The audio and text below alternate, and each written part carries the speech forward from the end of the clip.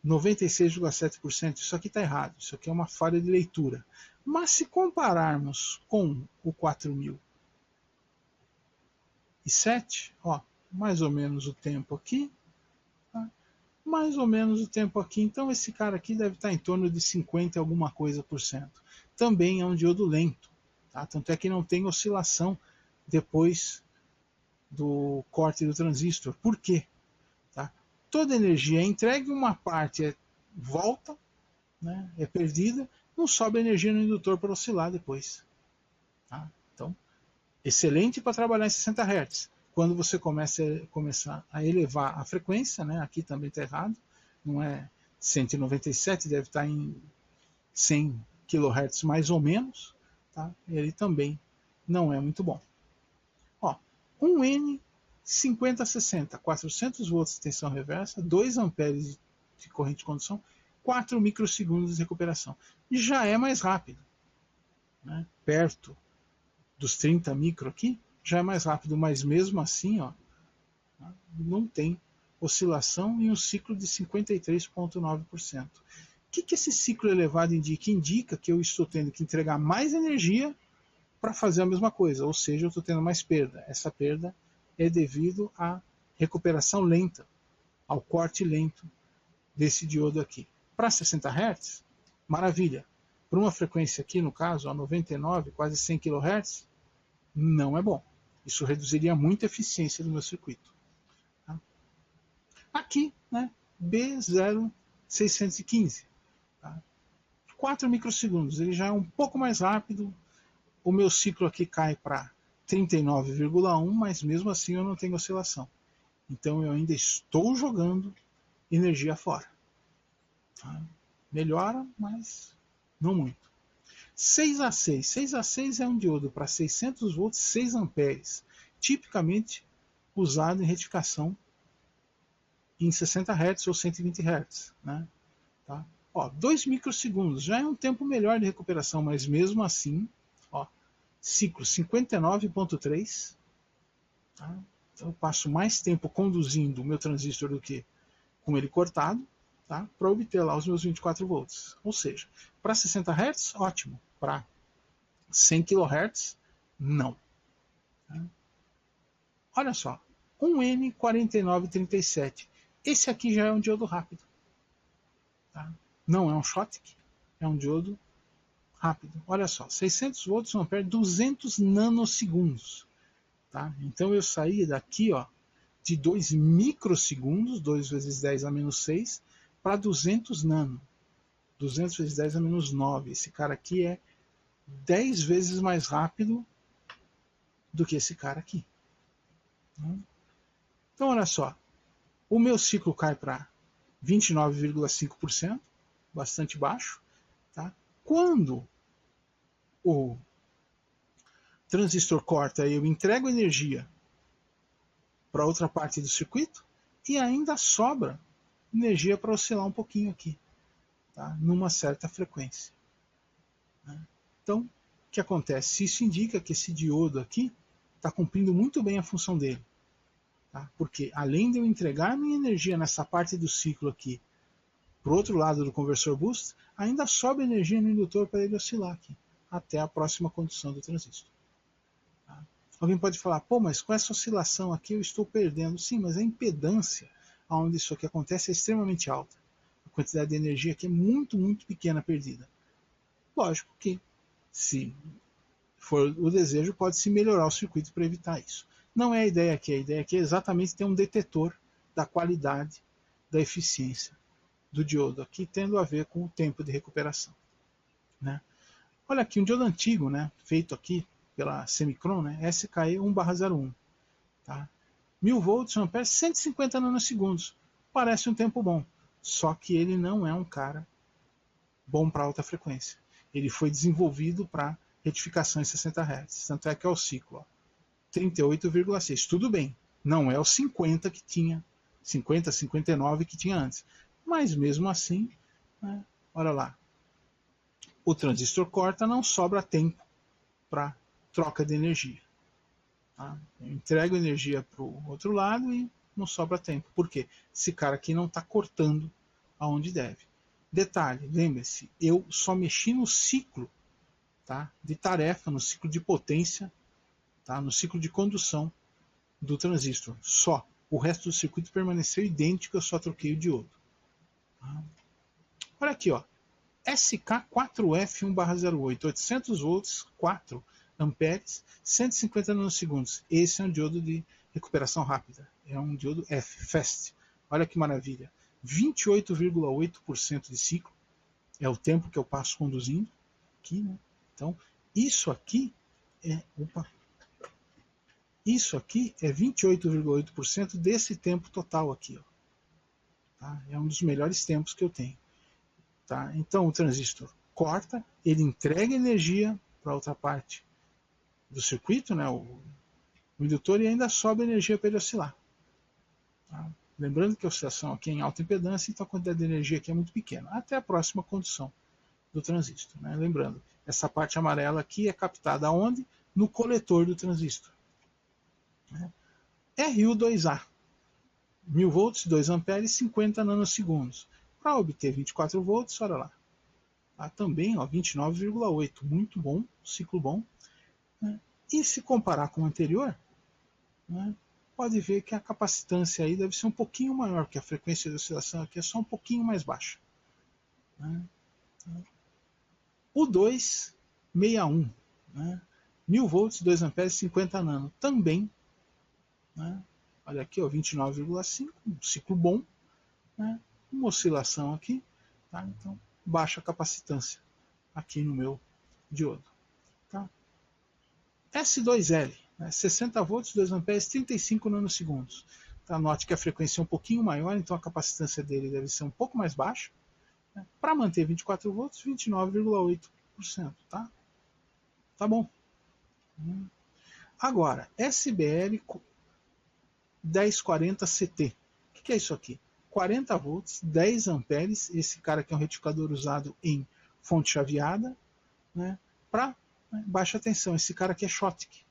Né? Lembra lá que a tensão é baixa, reversa, e a tensão de condução também é baixa. Como é um transistor de alta corrente, a área da pastilha é grande, o que aumenta a capacitância. Tanto é que a frequência de oscilação cai. Mas 28,4% de ciclo. Duas vantagens: esse cara é rápido e ele tem baixa queda de tensão de condução, o que melhora a minha entrega de energia. Tá? A única coisa, a capacitância aqui é elevada, ele oscila numa frequência mais baixa aqui. BYV95C, 600 volts, 1,5 ampere, 30 nanosegundos, para tensão de 24 volts, olha aqui, 29,3% de ciclo. Muito bom. Tá? Uma capacitância um pouquinho mais elevada, né? Mas 29,3% está excelente. O irmão dele, né? O BYW95C, 600 volts, 3 amperes, 30 nanosegundos, para 24 volts, olha aqui, 31,1%. Contra 29,3%. Como é um diodo de corrente maior, ele tem um pouquinho mais de perda. Mas ainda está dentro do aceitável aqui. Tá? E um diodo de sinal, não usado para retificação, mas o nosso circuito, como a corrente é baixa, dá para ser usado, olha lá.